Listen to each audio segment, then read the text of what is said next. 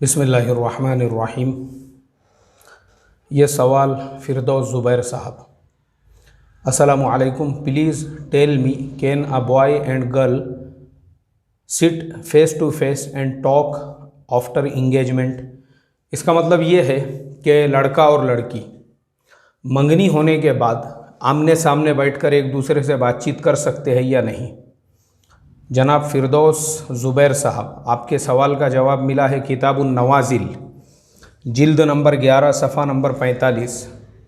हज़रत मुफ्ती साहब ने इसका जवाब लिखा है, रिश्ते की तकमील से क़ब्ल मखतूबा को एक नज़र देखने की शरअन गुंजाइश है, लेकिन इससे ज़्यादा इससे कोई राह व रस्म यानी टेलीफ़ोन पर बिलक़स्द बातचीत वग़ैरह न रखी जाए, क्योंकि अक़्द से पहले बहरहाल वो अजनबिया है और अजनबिया से बिला ज़रूरत बातचीत की इजाज़त नहीं है। फिर हज़रत ने जो हवाला लिखा है किताबुन नवाज़िल में, वो फ़तावा रहीमिया जिल्द नंबर 5 सफ़ा नंबर 256, आपके मसाइल और उनका हल जिल्द नंबर 5 सफ़ा नंबर 34, और फिर उसके बाद में अरबी इबारतें भी है और अरबी हवाले भी है। बहरहाल तो फ़िरदौस ज़ुबैर साहब, आपका जो सवाल है उसका जवाब है नो, यानी शरीयत आपको इसकी बिल्कुल इजाज़त नहीं देती है कि जिसके साथ में आपका इंगेजमेंट हो चुका है या जिसके साथ में मंगनी हो चुकी है उससे फ़ेस टू फेस तो बातचीत करना दूर की बात है। हज़रत मुफ्ती साहब ने यहाँ पर तफसील से लिख दिया है कि फ़ोन पर भी उससे बातचीत नहीं कर सकते हैं, इसलिए कि वो अजनबिया है। जब तक वो आपके निकाह में नहीं आ जाती उस वक्त तक वो आपके लिए अजनबिया है, इसलिए उस अजनबिया से आप बातचीत नहीं कर सकते हैं। अब मैं आपको इसके नुकसानात बताता हूँ आज के हालात के एतबार से। कई ऐसे लड़ाई झगड़े हैं जो मेरे पास में खुद हमारे यहाँ इस्लाह मुआशरा के ऑफिस में आए हैं। मंगनी हो गई थी, इंगेजमेंट हो गया था, उसके बाद लड़का लड़की में आपस में ही फेसबुक के व्हाट्सएप के ऊपर चैटिंग चलने लगी, और उस चैटिंग के अंदर ही आपस में लड़ाई झगड़े ऐसे हुए कि वो रिश्ता ख़त्म हो गया। मतलब बाहर आने से पहले ख़िज़ा चली आई, यानी अभी शादी हुई भी नहीं, उससे पहले ही बर्बादी हो गई। तो एक वाक़या मैं आपको सुनाकर अपनी बात ख़त्म कर दूंगा। एक मसला हमारे यहाँ पे ऐसा आया कि लड़का जो है वो MBBS MD डॉक्टर था और लड़की जो है वो IT इंजीनियर थी, और माशाल्लाह एक कंपनी के अंदर जो है बहुत बड़ी पोस्ट के ऊपर थी, US की कंपनी यानी अमेरिकन कंपनी के अंदर। और लड़का भी जो है माशाल्लाह एक नामवर हॉस्पिटल के अंदर जॉब करता था।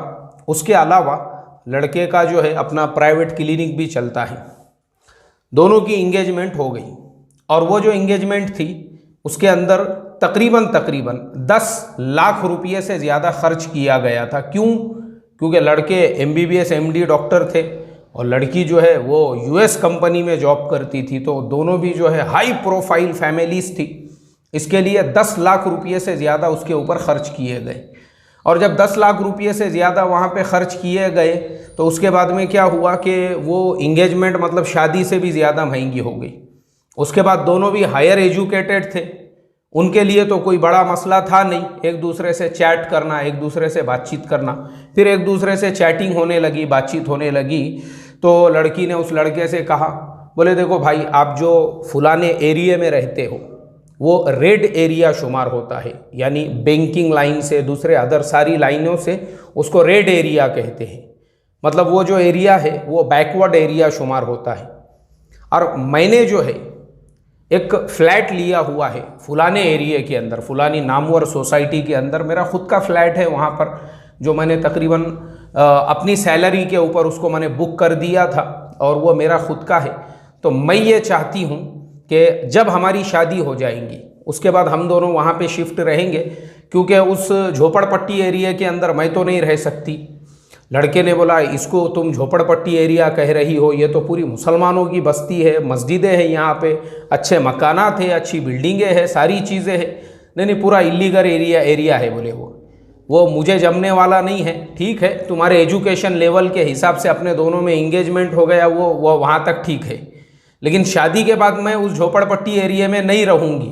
तो अब ये आपको चूज़ करना है कि आप मेरे साथ में उस सोसाइटी के अंदर रहोगे या नहीं रहोगे, क्योंकि मैं तो इधर नहीं रहने वाली हूँ।